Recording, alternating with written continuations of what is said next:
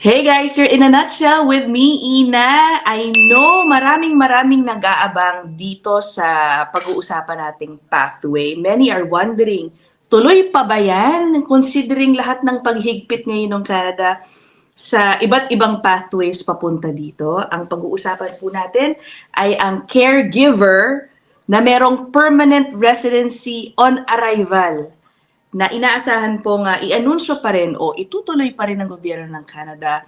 It's just a matter of when, ano.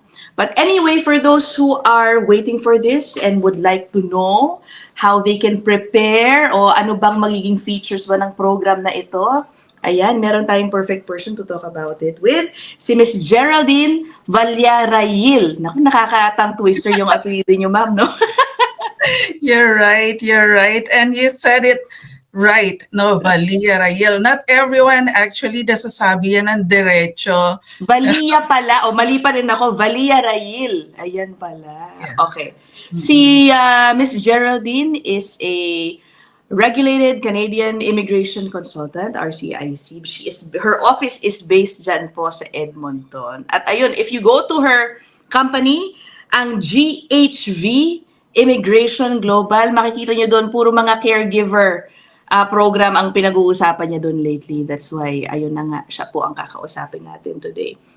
Okay, ma'am, I'll get right to it. Ang dami nagtatanong, tutuloy pa ba yung program na yan?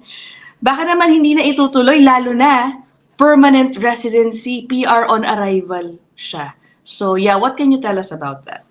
Oh yes, Ina, definitely.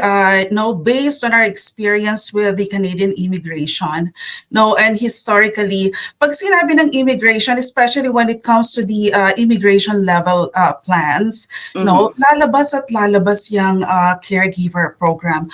So if you remember, it was in October 27, so just few weeks ago. So naglabas ang Canadian immigration. Diba, nung immigration level plan. I have it. Pakita natin ha, pakita natin. Yes. Prepared ako. Tignan mo, hindi ko sinabi kayo, ma'am. But I have it. Siyempre, ni-research ko din. Ayan, ito yun. Good. Baba tayo dun sa economic, no, with those figures. This one. Oo. So the caregiver program is falling under the economic admission ng PR, no? So the government is saying they will admit a total of 10,920. That's their target for the year 2025. Yeah. Pero syempre, yun yung combination ng hindi lang caregiver yan. Andiyan din yung agri-food, no, at saka yung economic mobility pathways pilot. So if you look at that, napakaliit ng number. Yeah. So siguro, i-click natin yung number 8 dyan. There you go. Yan. Yeah. So that is the interpretation na kung ano yung mga, i-admit under the caregiver program, no? Yun ang PR pathway pinag-uusapan natin. Yes. So, I'm highlighting, ma'am, ito yung last sentence para lang makita nung iba na may basehan itong pagsabi natin na matutuloy yung program. It says here, included doon sa caregivers na nakabanggit doon sa table po kanina. Ito, includes admissions for new pilots to provide a direct pathway to permanent residence for caregivers as soon as they arrive in Canada. So ayun, siguro nga lang sabi ni ma'am, no, based dun sa numbers, 10,000 pang kalahatan dun. So just a small, hindi natin pa masabi because i-announce po yan, yun ang bilang ng mga caregivers na tatanggapin. 10,000 plus for 2025 and then a few more thousands po for 2026 and 2027. Ayan o, 9,920. 9,920 ulit sa 2027. So yeah, mukhang tuloy, no? Yes, tuloy na tuloy yan for sure based on our experience dealing with the Canadian immigration, no? So we can assume siguro talking about the past caregiver pathway. So that was the caregiver caring for like the child care and the home support worker pilot program. So that time ang quota na binigay para dun sa pathway na yon was 5,500. No, means to say 2,750 for the child care, no? So again, caregiver program, that was a 5-year program na inilabas ng Canadian Immigration. That was yung last na isinara nila last June of this year. So yung caregiver program na yun, hinati nila. One is for the child care, means dun sa mga nag-aalaga ng bata. So they only give a quota of 2,750. No, and then the other one is the home support worker, means to say yun yung mga nag-aalaga ng mga matatanda or adults or yung mga may high medical needs. No? So yun, so if you look at that, kung gagayahin ng Canadian Immigration, kung magbibigay sila ng same quota, 5,500 for the caregiver for the upcoming program. So napakaliit, di ba? So kaya I remember those days, no, there were years na, I don't know if you will believe, Miss Ina, hindi kami makapag-celebrate ng New Year. Why? Oo, because January 1 yung open na ng Canadian Immigration, yung pag-accept ng application, and then paunahan yan. Oh. Yes. And typically, yung falling under the child care, ilang araw lang yan, napupuno na siya. Oh my. So kailangan pala taga paghandaan itong upcoming. Also, we're not saying na ganung same levels ang i-open up nila. Maaring mas konti. Hence, the more, the earlier you prepare, the better it is. No? Oo nga. Okay, pero hindi muna natin pag-uusapan yung mga nakatenga pa na galing dun sa old pathways na ngayon ay closed na. Many of them, are still working on gaining permanent residency. That's not what we're gonna talk about today. Dito lang po sa incoming muna tayo, okay? Because may slight changes sa requirements for the upcoming program na PR on arrival. Yeah. Can you tell us, ma'am, ano ba yung requirements muna for those who might, are interested to prepare this early? Oo. So the first requirement is yung language test report. So we are talking about ang official languages ng Canada is English and French. No? So I would assume kung Filipino applicants, no, it's more of lalaban yan sa English test. So we are talking about yung IELTS general and CELPIP general test. So in the past pathways for caregiver, ang nire-require lang nila is CLB4. No? CLB5. But at this time, medyo binabaan nila. Niluwagan nila, CLB4. Yes, CLB4 can now qualify. And of course, ang pangalawang requirement is yung education credential assessment. No? Na kailangan i-assess yung education nila if for example, they studied in the Philippines, they completed their studies in the Philippines. So kailangan makasigurado ng Canadian Immigration na ano ang equivalency ng education nila dito sa Canada. No? And it must be equivalent to Canadian high school. Dati ang sabi po sa akin, ma'am, pag Canadian high school, usually, not always, but usually it's around naka 2 years ka po sa college. Is that still the case now? Yes, it is based on my observation with my past applicants and also helping my clients sa pag-assess or helping them sa application nila with the governing bodies. No, kailangan at least 72 units, sabi nga sa atin. Alright. There is also a little bit of advice on that. I don't want to use the term trick, pero more of an advice. No, again, based on my observation, no,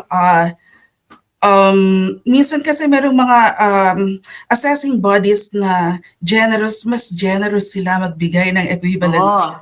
Which one is that? Which one? Hindi ko sasabihin.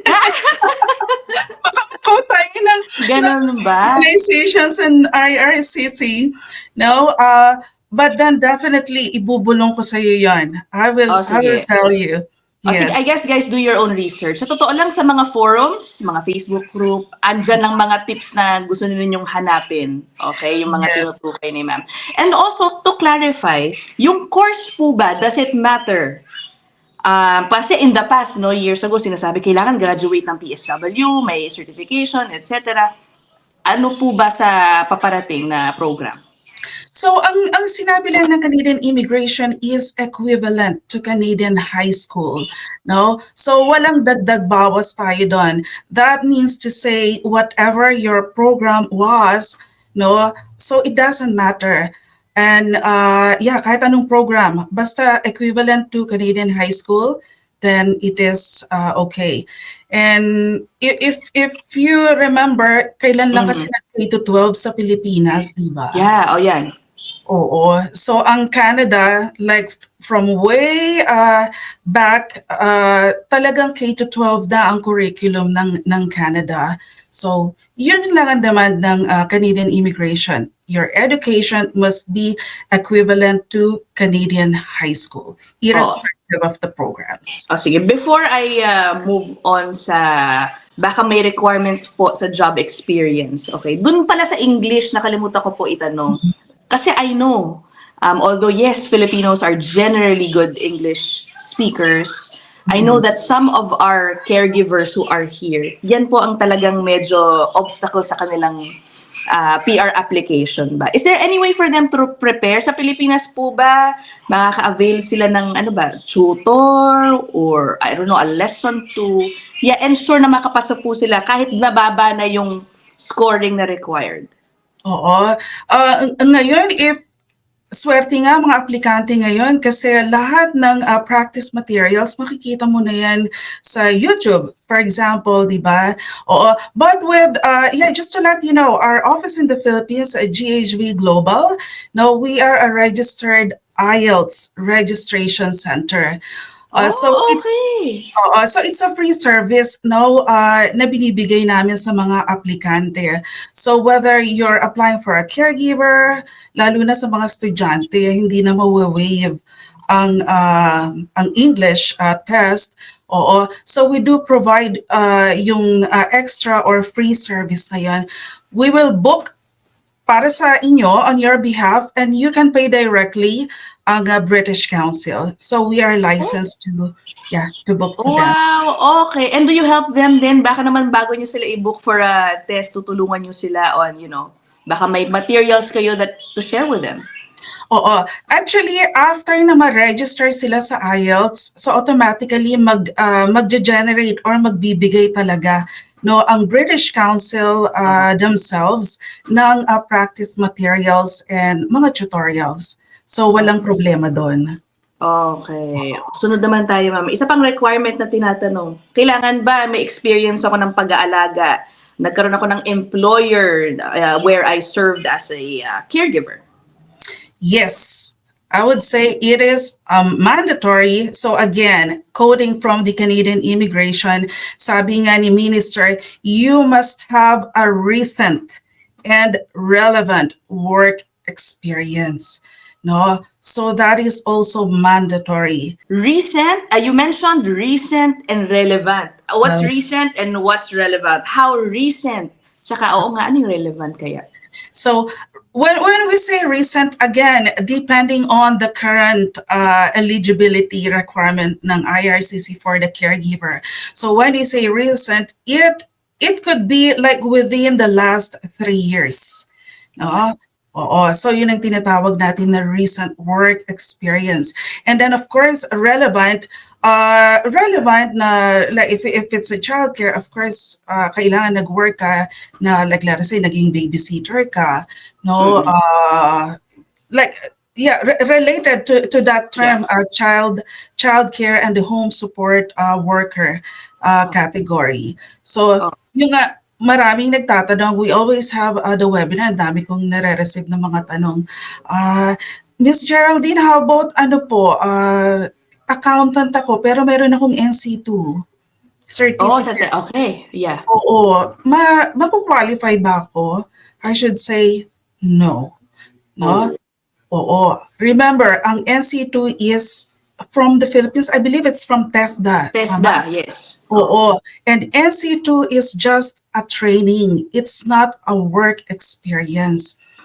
Pag sinabi nating work experience, so ito yung tinatawag natin na paid Mhm. No, binabayaran ka for doing the job of a caregiver. And yeah, NC2 certificate, that can help, but that will not allow you to pass the eligibility if you just have the NC2 Yeah. alone. Okay. Even also, let's say high school graduate, ma'am, sa Pilipinas, tas may NC2.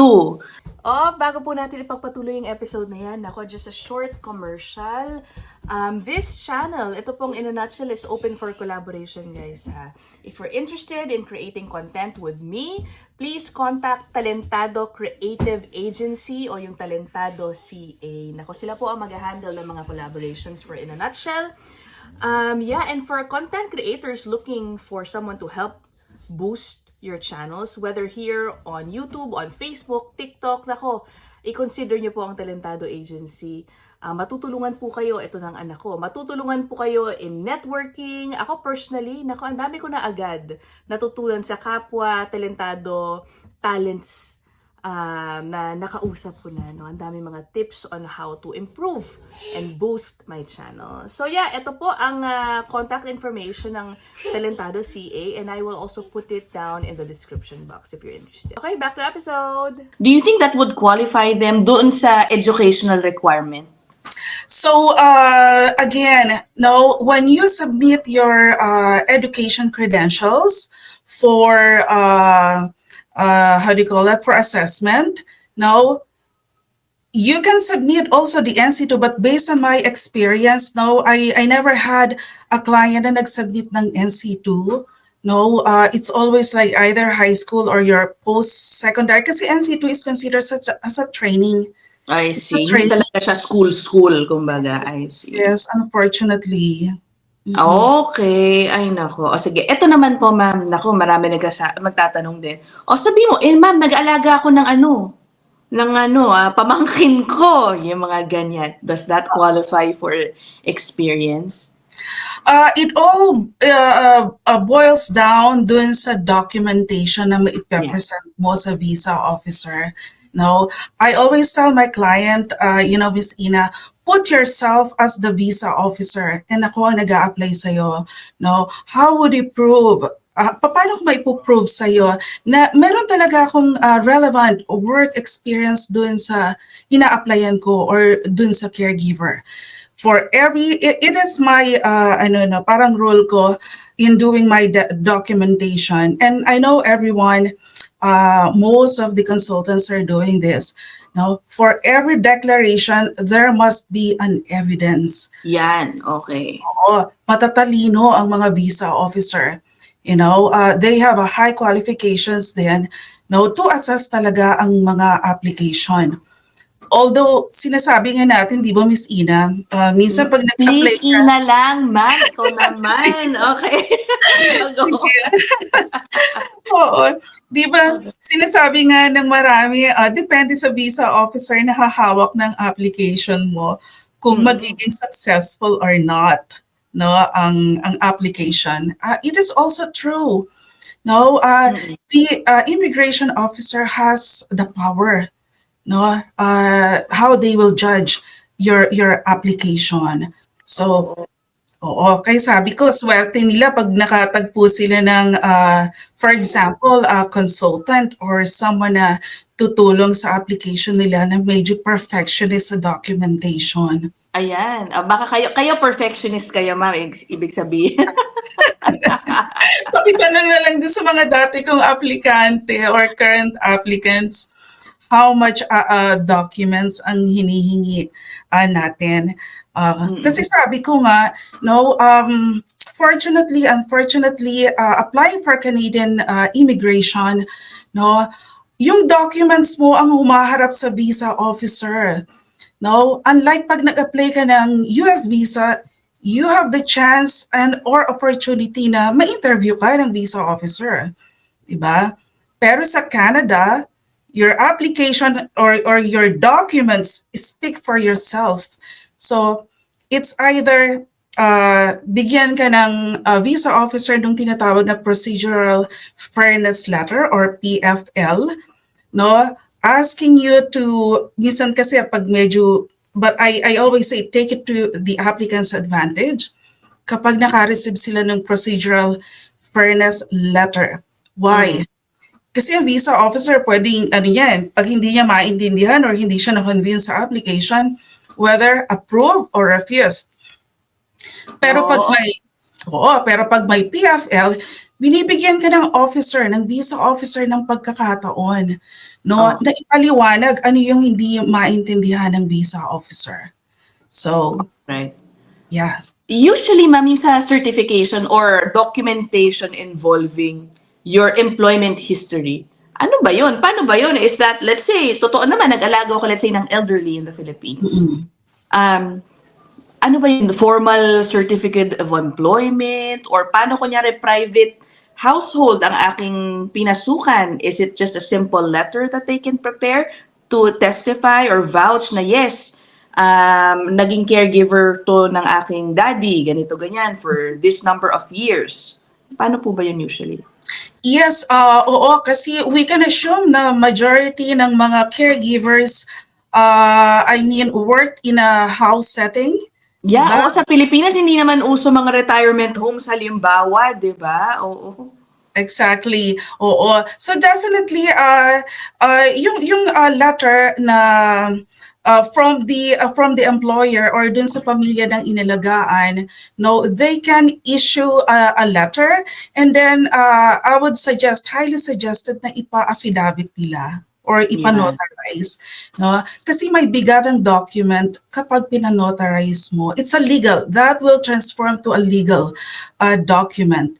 And apart from that, I would suggest kuha ka rin ng mga witnesses, no? That can be from the barangay, from the people you know na mag-a-attest na talagang nagtrabaho ka for that certain employer, no? Oo. Oh, another thing, ma'am. In the past, nag-require ng job offer bago ka makapag-apply din. Dito, sa upcoming program, is it still going to be the same? And how do you, sige, dun muna. Is it required? Yes, that is the fourth eligibility for the upcoming caregiver program.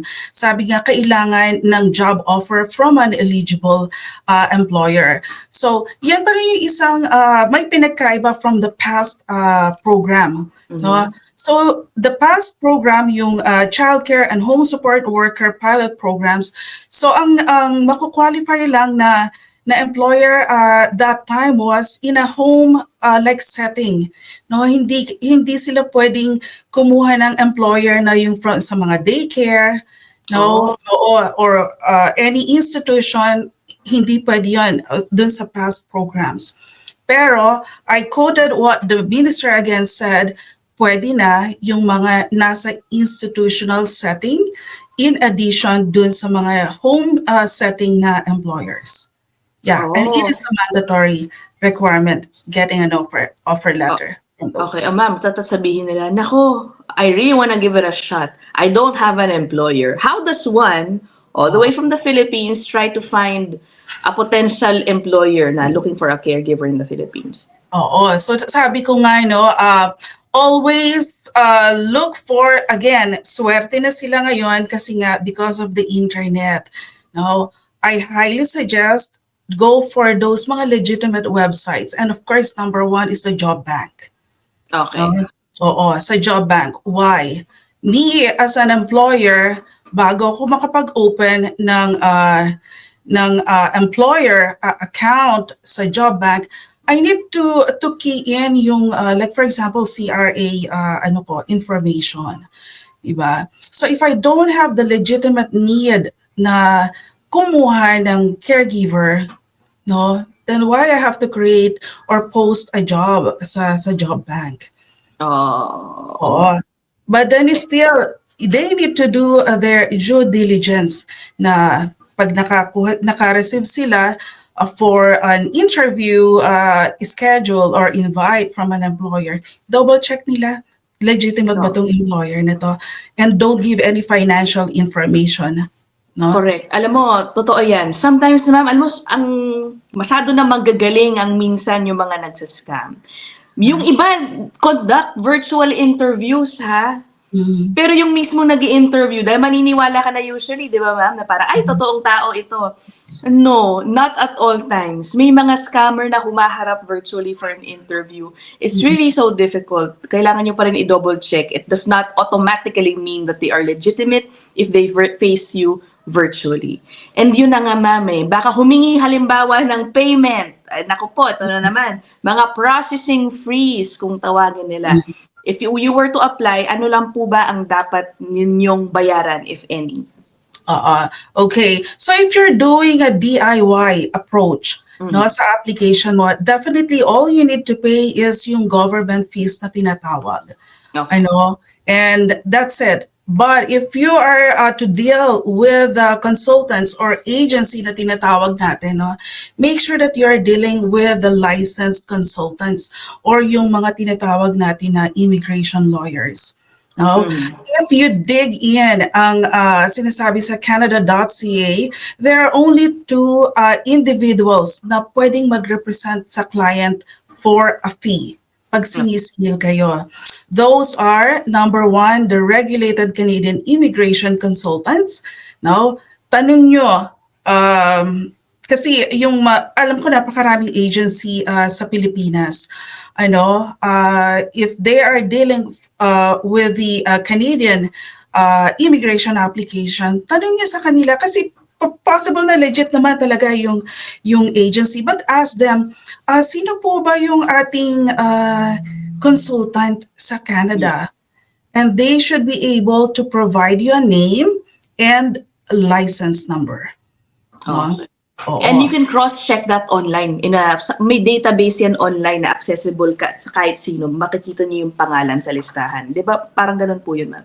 Yes, it is. Our profile, is a public document. It's a public information. So sabi ko nga, pag matalino ang aplikante, tanong nyo, check nyo, is it a legitimate immigration consultant or immigration lawyer? If yes, then of course, medyo bawas ka ba? Di ba? Na baka ma-scam tayo. But it's still, if I am the applicant, okay, si Geraldine is, the license number is R707287. It's better that you also try emailing directly. Consultant, just like a piece of advice. So para mawala talaga yung pag-aalala niyo, kasi it's possible na baka meron lang din gumagamit ng name ng consultant. Diba? Oo, alam mo, one other scam, ma'am. Yung iba naman will choose DIY. Pero yung DIY nila, keso may nahanap silang tao online, o kakilala ng kakilala na parang hindi, mahahanapan kita ng employer dito, yung kapitbahay ko, ganito, whatever. That's, alam mo, it may happen, it might work, pero you have to be extra careful with that, guys. Believe it or not, nakakalungkot, pero meron po tayong mga kababayan who just, come up with, let's say, ma'am, Facebook account, na ordinary person, hindi po siya RCIC, sasabihin, ay, hindi, may kakilala ko, sige. And then sila po yung maniningil, etc. Nako, and then, ang ending, wala naman po, non-existent yung employer. So, yeah, kailangan nyo talaga gumawa ng sariling effort to verify at all times. Okay, so yun yung fees, no, ma'am? But can you give us a range, ma'am? Meron po bang range na dapat sila at least, bilang guide, kung magkano lang ang sisingilin ng isang agency? I would say this time it is unfortunate. No, it is not regulated yung fees ng mga consultant. No, that's why yun nga makakapag shopping around ka and you can compare yung mga fees ng consultant because it's not regulated. We can charge for like hundreds of thousands of pesos. Yung iba nga halos 1 million daw binabayad nila, which is wag naman, grabe. I heard a story like that. So if you think about it, ma'am, naman, if caregiver ang applyan, di ba? I mean, siguro naman hindi sila isa-charge ng napakalaki, di ba? Oo nga. Would double digit in thousands in Canadian dollars, double digit thousands, is that an acceptable amount if you don't want to give us a specific number? You mean in 10,000 above? 10,000, like in my practice, no, it That's doesn't go, no, it Okay. doesn't. And most of the time, so sabi nga na, it depends on the complexity of the application. What do you mean by complexity? Meron kasing mga aplikante na na-refuse na in the past, Oh, no? Oo. So whether it's a visitor visa or a study permit applications na-refuse in the past, so nag-a-add yun dun sa documentation. No, yeah, if you're talking about the caregiver program, no, oo. so nag-a-add yun. It depends on the complexity of the program and how many hours yung i-spend talaga natin sa application, Oh, no? sige. But at least that's an idea, no? So siguro, pag ganun kataas, guys, no, you can find cheaper ones. Yes. Okay, maghanap-hanap na lang kayo. Okay. Naku, ano pa ba, ma'am? Did I miss anything? Parang meron akong isa na nawala sa isip ko ngayon. Yeah, is there anything you wanna add pa? Maalala ko to, wait. So siguro lang heads up din sa mga applicant, no? If you are dealing with whether a licensed or unlicensed immigration consultant, if they're promising you heaven and earth, no, talagang parang 100% makukuha na natin, nasa Canada ka na by next year. No, don't believe them. Even the Canadian immigration is saying na kapag merong mga nagsusugarcoat, no, don't believe them. Ang siguro lagi ko sinasabi sa mga aplikante ko, no, me with my experience and license as a consultant, I will give you the 90%, 85 to 90% chances dun sa application, and I will leave the 10% to the visa officer. No? Kasi Oh, end of it, it's the visa officer yung magbibigay ng final judgment sa ayun. application. Again, there's no guarantee, okay, guys? There's no guarantee, lalo na dahil ako personally, ma'am, I think dudumugin talaga tong program na to. And with such limited slots, the competition is going to be tight. Diba? Is it a matter of paunahan mag-file? Hindi naman po siguro ganun nun. Paano ba yun? Pero kung ibabase Paunahan din. natin dun sa past, caregiver pathway, paunahan talaga. Basta pasok yung qualifications, paunahan. Yes, oo. Kaya nga sinasabi namin, ngayon pa lang, kasi sinabi ni Minister Miller na they will open ang caregiver program by yung fall, which is lumagpas na. Oo. Or by end of this year or early next year. Nako. Oo. I see. Naalala ko na yung question ko. Ano ba yan? Naalala ko na. Ako, ma'am, I'm curious. Alam mo naman tayong mga Pilipino. And, okay, I know it's frowned upon by some, by many actually. It's frowned upon by many here, lalo na kung ibang lahi. Marami pong Pilipino kumukuha ng caregiver ng mga kamag-anak po nila. Okay, is that something that you still see that will continue to happen dito sa upcoming program? And ano ang advice mo sa mga nag-iisip pong gumawa nun? I would say it is if there's a legitimate need. So remember, hindi lang naman yung caregiver ang i-assess yung eligibility. No, i-assess din dyan ng eligibility ng employer. Okay. Oo, is there a legitimate need for a caregiver? So if we are to base then dun sa past programs, no? So yeah, i-assess din nila ang employer. Do they have the ability na talagang pasweldohan ang caregiver? No, meron ba talagang bata nga alagaan or someone na elderly and my high medical needs? So it is legitimate kahit kapatid mo yan, kamag-anak mo, first cousin mo, no, may experience naman talaga ang caregiver and there is a legitimate need for a caregiver. I should say I will stand with that. It's okay. Yeah. Okay. Oh, sige. And last na lang pala, ma'am. Etong PR on arrival. When it was announced, no, na PR on arrival, wow. What does that mean? Because, I mean, how will that work? Because if you are a permanent resident, technically, you can find another job anytime you want, wherever you want. Paano kaya tong program na to? How will it protect the integrity of the caregiver, job kung PR na sila agad, so they are free to actually do any job. At paano ito mapoprotect kaya para hindi ma-abuse at magamit lang para makapasok ng Canada? Oo. So again, you're right, Ina, no? May mobility rights ang Canadian citizens and permanent residents. So once we enter the country as a permanent resident, we can move around. So kung nasa Ontario ka, pwede kang lumipat ng Alberta and other provinces and territories. Oo. Sinabi rin naman ni Minister na once you arrive in Canada, so it sounds like hindi ka matatali. Yun na nga eh. Oo. Yes. Which is, we are still reading between the lines doon, and we are still waiting kung ano pa yung sasabihin ng Canadian immigration about that. But they already said, once the caregiver enter the country as a PR, hindi sila tali dun sa employer and they can find other jobs then. That is, ako personally, ma'am, I think some people are gonna take advantage of that. Diba? Undermining the caregiver program, sa totoo lang. But we'll see. Who knows? Baka naman may bagong rules na i-enforce.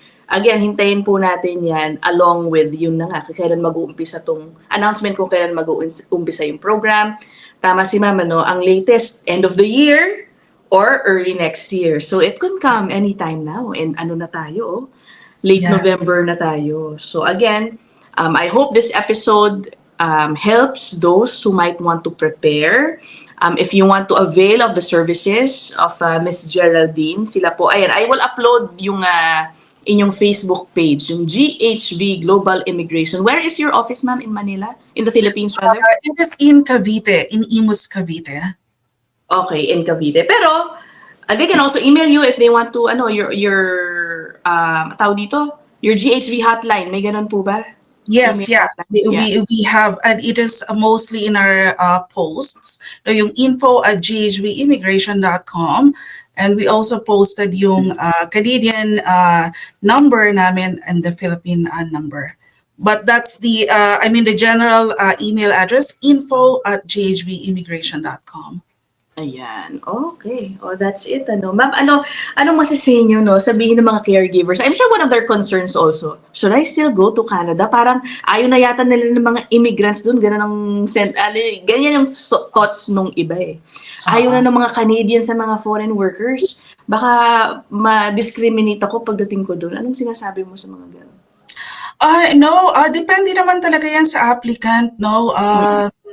I don't want to say, okay, let us say yung mga students, because mas mahirap ang ang pathway na yan, because they will start as a student and then of course gain Canadian work experience and then apply for PR. Kaya sabi ko, planning is a key. Bago pa lang kayo lumabas ng Canada, nag-a-apply pa lang kayo, planuhin niyo na, no? Magkaroon kayo ng plan A, plan B. No, but then definitely talking about a caregiver program, it is a very promising program. Canada never stops bringing in caregivers sa Canada. So they have an important role sa Canada. So sabi mo nga, di ba, sa Pilipinas, wala tayong mga care homes or yung mga home for the aged. Oo. Yun ang, kasi alam ko, lumalaki ako, yun ang term na alam ko, home for the aged. Oo, which is dito sa Canada, it's a norm yung mga care homes, no? And dito nga sa Canada, halos lahat ng tao dapat talaga magtrabaho, no? The reality, bawal ang tamad. Oo, totoo. Dito, you see retirement homes kung tawagin everywhere. Tapos i-factor in pa yung aging population ng Canada. So the need will always be there talaga, no? At least for a long time it will be. Yeah. And pati nga yun sa mga working parents, di ba? So paano sila makakapag-work efficiently? Kailangan din nila na mag-aalaga din sa mga anak. Sa mga bata. Yeah. Yes. Kasi kulang din ng mga daycare minsan. Ang hahaba ng waitlist sa mga daycare dito. Sa totoo lang, no? So that's adding pressure doon sa demands for caregivers. Tsaka parang me as a mom, no, kasi dumating din ako dun sa point nung bago kami dito sa Canada. Parang feeling ko parang ayoko iwan ng anak ko sa daycare. No? May ganun. Pag Pilipino, may ganung mentality minsan, ma'am, ano. Oo. It has Oo. its advantages, like your kids get to socialize. Pero yung mga Pilipinas, sanay kasi, Pilipino sanay, nasa bahay yung mga bata, tayo nag-aalaga. Very hands-on talaga tayo. Oo. Yes, yes. Yeah. Okay. Well, I think we covered everything, ma'am. Thank you so much for your time. At ayan, ano, again, her contact details will be down there at the description box. Okay. Thank you so much. Yeah, we'll end this episode here, guys. Kung meron kayong tanong, iwan nyo lang po dyan sa comment section. I'll see you guys in the next episode. Okay, bye! Thank you.